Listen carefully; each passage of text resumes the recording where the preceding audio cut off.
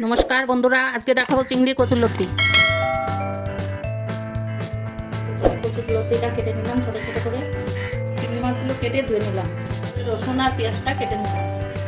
লতিটা এবার হালকা একটু সিদ্ধ করে নেব।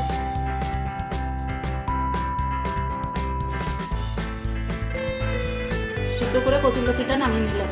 তখন হলুদ দিয়ে চিংড়ি মাছটা মাখিয়ে নেব। সরষের তেলটা দিয়ে চিংড়ি মাছটা ভেজে নেব।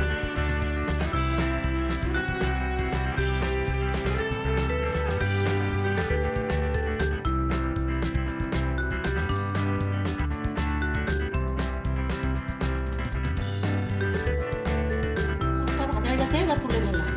তেলটার ভিতরে একটু তেল দিয়ে দেবো। একটু সাদা দিকে ফোড়ন দিলাম। রসুনটা দিয়ে দেবো। এরপরে অল্প একটু পেঁয়াজ দেবো।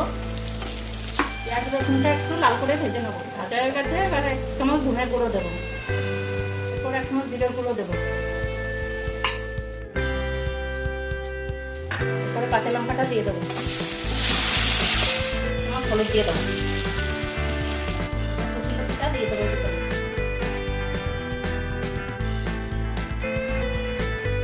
এরপরে একটু লবণ দিয়ে দেবো। কষানো হয়ে গেছে, চিংড়ি মাছটা দিয়ে একটু ঢাকা দিয়ে দেবো।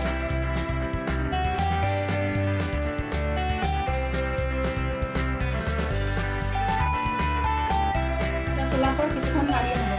কচুরলতি প্রায় হয়ে গেছে, এবার নামিয়ে দেবো। আপনারা অবশ্যই জানাবেন কেমন লাগে। আমার কচুরলতি চিংড়ি মাছের রেসিপি তৈরি।